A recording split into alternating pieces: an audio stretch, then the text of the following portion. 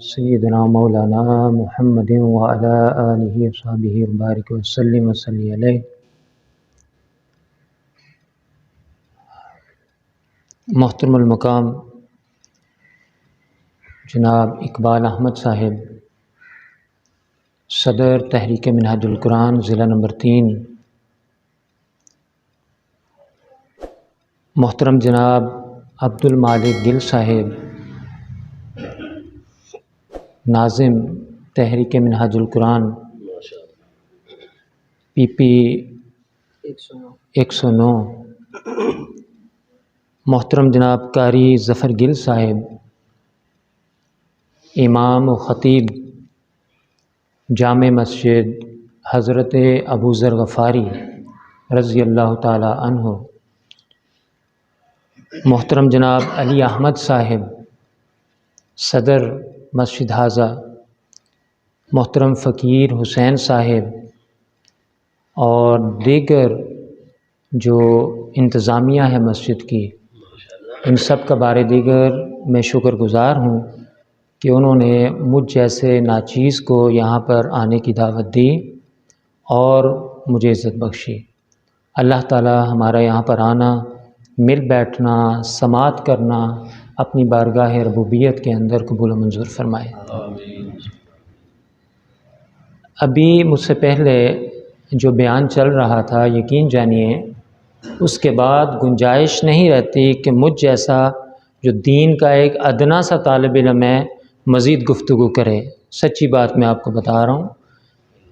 قرآن کی عظمت اور قرآن کے فضائل بیان کیے جا رہے تھے، اور اسی طرح محترم قاری ظفر گل صاحب نے جو بات کی اور جس کے لیے مجھے حکم کیا گیا اور میری ڈیوٹی لگائی گئی کہ جو عرفان القرآن کورس شروع ہونے جا رہا ہے اس کے بارے میں بتایا جائے کہ اس کورس میں بیسیکلی ہے کیا۔ تو اب مسجد کی گھڑی کے مطابق دیکھا جائے تو میرے پاس 6 منٹ ہیں، کیونکہ مجھے حکم دیا گیا تھا کہ 2:10 پہ آپ نے اختتام کرنا ہے۔ تو ان 6 منٹوں میں کوشش کروں گا کہ اپنی گفتگو کو سمیٹوں اور آپ کے سامنے جو کورس ہونے جا رہا ہے اس کے اندر کیا کیا سیگمنٹس ہیں، ہماری مائیں، ہماری بہنیں، ہماری بیٹیاں جو ہیں کیا کیا اس کے اندر سیکھیں گی قرآن سے۔ تو اس سے قبل کہ میں یہ آپ کو بتاؤں کہ میں یہ چاہ رہا ہوں جہاں قرآن کا ذکر ہوا ہے وہاں صاحب قرآن کا ذکر نہ ہو تو قرآن کا ذکر بھی ادھورا رہ جاتا ہے، یہ ہمارا ایمان ہے۔ تو صاحب قرآن سے جو ہے نا آغاز کرتے ہیں۔ بخاری شریف کی حدیث ہے، بڑی مشہور اور فیمس حدیث ہے، آپ نے سنی ہوگی، سیدنا عثمان غنی رضی اللہ تعالیٰ عنہ اس کے راوی ہیں۔ آقا دو جہاں صلی اللہ علیہ وسلم نے فرمایا، سیدنا عثمان غنی راوی ہیں، فرماتے ہیں کہ حضور علیہ السلام نے فرمایا کہ خیرکم من تعلم القرآن وعلمہ، کہ تم میں سے بہترین شخص وہ ہے۔ آج کے دور میں یہ دیکھنا ہو کہ بہترین کی ڈیفینیشن کیا ہے تو اس حدیث سے بڑھ کر کوئی حدیث نہیں ہو سکتی۔ میرے آقا نے فرمایا کہ تم میں سے بہترین شخص وہ ہے جو قرآن سیکھتا بھی ہے اور پھر اسے دوسروں کو سکھاتا بھی ہے۔ اسی طرح مسلم شریف کی حدیث ہے اور حضرت ابو امامہ وہ راوی ہیں اور کہتے ہیں کہ آقا دو جہاں صلی اللہ علیہ وسلم نے فرمایا کہ یقرأ القرآن، تم قرآن کو جو ہے نا وہ پڑھا کرو، اس لیے کہ فَإِنَّهُ یاتی یوم القیامہ شفیعا لأصحابہ، یہ اپنے پڑھنے والے کے لیے جو قرآن کو آج دنیا میں پڑھے گا، جو کہ ایک مہلت ہے، بیسیکلی یہ جو زندگی ہے اس کا نام مہلت ہے، مٹی سے مٹی تک کا سفر جو ہے یہ مہلت ہے۔ کیا؟ مٹی سے مٹی تک کا سفر جو ہے نا یہ مہلت ہے۔ تو فرمایا جو قرآن کو اس دی گئی مہلت کے اندر پڑھے گا، قیامت کے دن یہ قرآن اس کے لیے شفیع بن کر بارگاہ الہی کے اندر حاضر ہو جائے گا اور عرض کرے گا کہ مولا یہ مجھے شب و روز پڑھا کرتا تھا، یہ کبھی سورہ واقعہ بھی جمعہ کو پڑھا کرتا تھا، یہ کبھی مجھ میں سے سورہ ملک کی بھی تلاوت کیا کرتا تھا، کہ کبھی یہ میرا دل جو ہے سورہ یاسین اس کی تلاوت کیا کرتا تھا، یہ میرے اندر جو چہرہ والضحیٰ کا ذکر ہے اس کا ذکر کیا کرتا تھا، واللیل کی زلفوں کا ذکر کیا کرتا تھا، تو باری تعالیٰ آج میں یہ گوارا نہیں کر سکتا کہ اسے دوزخ میں جاتا ہوا دیکھ لوں، میں تجھ سے اس کی شفاعت کرتا ہوں تو اس کو جنت میں بھیج دے۔ اب مجھے بتائیں کہ ہو سکتا ہے کہ قرآن شفاعت کرے اور شفاعت قرآن کی قبول نہ ہو؟ اس لیے کہ قرآن صحیفہ انقلاب ہے اور وہ کلام الہی ہے، آیا جبریل کے ذریعے ہے، اور اس کا مقام جو ہے نا وہ مصطفیٰ کا قلب اطہر ہے۔ تو یہ کیسے رب کو گوارا ہوگا کہ وہ قرآن کی شفاعت قبول نہ کرے؟ تو یقیناً جو ہے نا وہ قبول کرے گا۔ تو یقین جانیے کہ قرآن کو اپنا اوڑھنا بچھونا بنا لیں، اور تعلق باللہ جو بڑی اہم چیز ہے، اور آج کے اس پرفتن دور کے اندر ہمارا اللہ کے ساتھ جو تعلق ہے وہ کمزور پڑ چکا ہے، بلکہ الا ماشاء اللہ وہ کٹ چکا ہے۔ قرآن سے بڑھ کر کوئی نسخہ کیمیا ایسا نہیں ہے جو اس تعلق کو دوبارہ سے پھر بحال کرتے ہیں، جو عہد رفتہ کی آپ کو یاد تو ہے نا وہ دوبارہ جو ہے نا زندہ کرتے ہیں۔ تو قرآن کے ساتھ تعلق جو ہے نا جتنا مضبوط ہوگا اتنا ہی مضبوط آپ کا تعلق رب کے ساتھ بن جائے گا، اور اتنا ہی مضبوط تعلق وہ صاحب قرآن کے ساتھ بھی بن جائے گا، کیونکہ آقا علیہ الصلوۃ والسلام کی محبت جو ہے نا وہ دین کا مرکز و محور ہے۔ یاد رکھ لیں،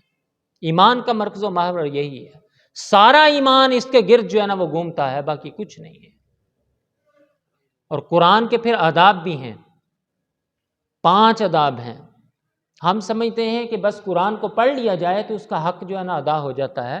قرآن کے 5 حقوق ہیں۔ سب سے پہلا حق یہ ہے کہ اس کا ادب کیا جائے، اس کا احترام کیا جائے۔ آج ہم گھروں کی تو صفائی کرتے ہیں نا، بڑی جھاڑ پونچھ بھی ہوتی ہے، قرآن ہر گھر میں پڑا ہوتا ہے، بلکہ ایک نہیں 2 3 بھی پڑے ہوتے ہیں، غلافوں میں سجا کے رکھ دیے جاتے ہیں، لیکن کبھی اس میں سے ڈسٹ جو ہے نا ہم نے صاف کی یا نہیں؟ یہ قرآن کے ادب ہے یہ کہ اس کو بھی صاف کیا جائے، قرآن کو چوما جائے، اس کو سینے سے لگایا جائے، اس کو آنکھوں کی ٹھنڈک جو ہے نا سمجھ کر آنکھوں کے ساتھ لگایا جائے۔ تو قرآن کا ادب اس کا پہلا حق ہے۔ دوسرا حق یہ ہے کہ قرآن کو اس انداز سے پڑھا جائے جس طرح سے حکم دیا گیا ہے۔ اللہ پاک نے ارشاد فرمایا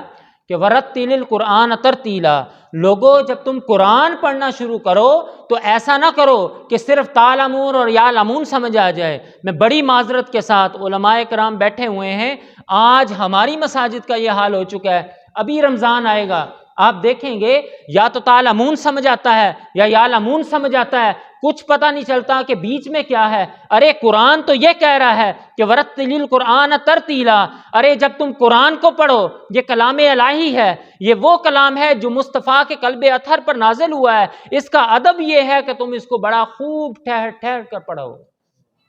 تو کیا ہم اس کے ادب کا، یہ اس کا تقاضا ہے، ایک حق ہے یہ۔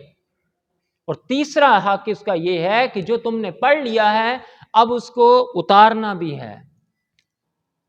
آپ کو دیکھ کر لوگوں کو پتہ چل جائے کہ یہ قرآن پڑھنے والا ہے، آپ کو بتانا نہ پڑے۔ سر کے بالوں سے لے کر پاؤں کے ناخنوں تک جو قرآن کہہ دے اس پر پھر عمل پیرا بھی ہونا ہے، یعنی کہ پہلے اپنی ذات کے اندر انقلاب بپا کرنا ہے، بعد میں جو ہے نا باہر کی بات کرنی ہے۔ گھر اگر صاف نہ ہو اور گلی محلے کی آپ صفائی کرنا شروع کر دیں تو کوئی آپ کو عقل مند نہیں کہے گا۔ طریقہ اور دستور یہ ہے کہ پہلے گھر کو صاف کیا جاتا ہے، باہر گلی محلے کا ٹھیکہ اٹھایا جاتا ہے۔ تو یہ قرآن کا تیسرا حق یہ ہے کہ جب قرآن کو آپ نے پڑھ لیا، آپ نے اس کو سمجھ لیا، اب اس کو آپ نے اپنے من میں بھی اتارنا ہے اور تن پہ بھی اتارنا ہے۔ چوتھا حق وہ یہ ہے کہ جب قرآن کو خود تو سیکھ لیا،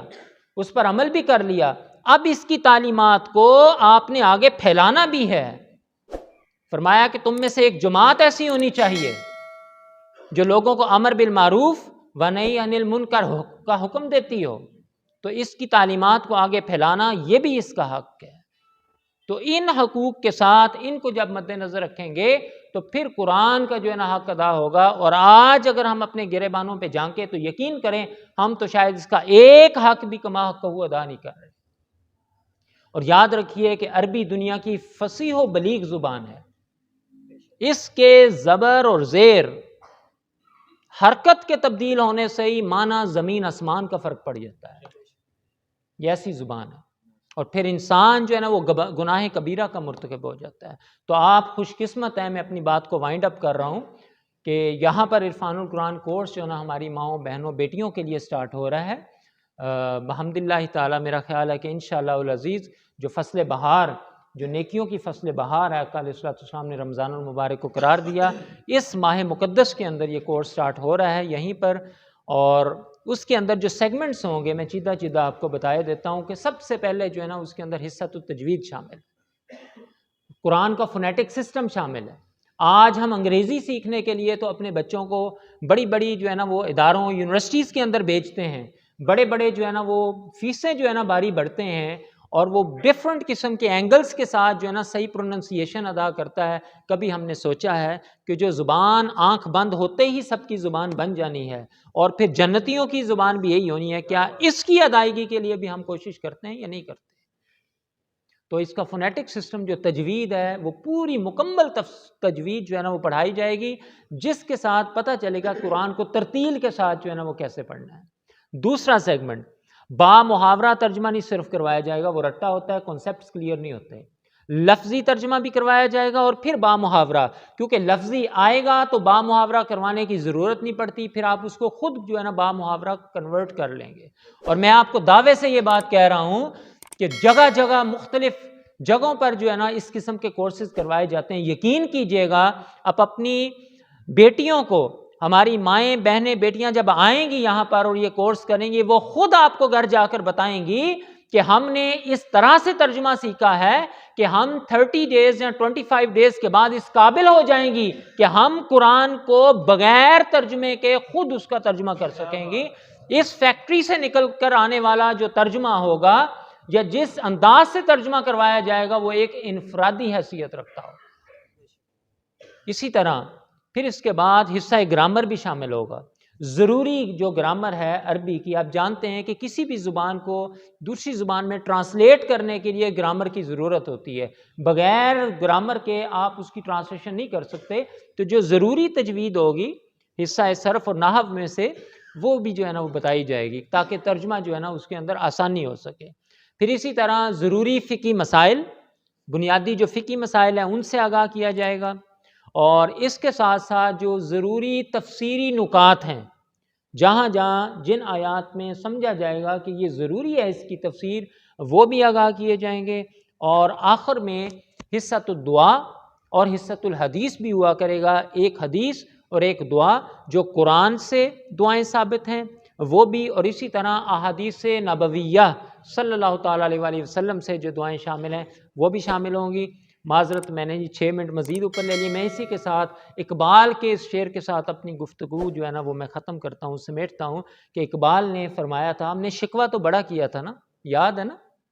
لیکن جب جواب شکوہ آیا نا تو تب لگ پتہ گیا، ٹھیک ہے۔ تو جواب شکوہ کا یہ شعر ہے، اقبال کہتے ہیں کہ وہ معزز تھے زمانے میں مسلمان ہو کر، آج ہم زبوں حالی کا شکار ہیں۔ پاکستان بالکل تباہی کے دہانے کے اوپر کھڑا ہے، وہ آپ معاشی حوالے سے دیکھ لیں، وہ جمہوری حوالے سے دیکھ لیں، وہ سیاسی حوالے سے دیکھ لیں، وہ معاشرتی حوالے سے دیکھ لیں، کسی طرح سے بھی دیکھ لیں، ہم زبوں حالی کا شکار ہیں۔ اور بدقسمتی یہ ہے کہ 47 سے لے کر آج کے دن تک ہر لمحہ ہم زبوں حالی کا شکار ہوتے جا رہے ہیں۔ اس کی ایک وجہ اقبال کا یہ شعر ہے، اس میں اگر ہم آ جائیں، اس کو درست کر لیں تو یقین کریں ہماری زبوں حالی جو ہے نا وہ کافی حد تک جو ہے نا وہ ختم ہو جائے گی۔ اقبال نے فرمایا تھا کہ وہ معزز تھے زمانے میں مسلمان ہو کر، اور تم خار ہوئے تارک قرآن ہو کر۔ ارے تم نے قرآن کو جب پس پشت ڈال دیا ہے تو قرآن تمہیں پس پشت ڈال دے گا۔ وما علیہ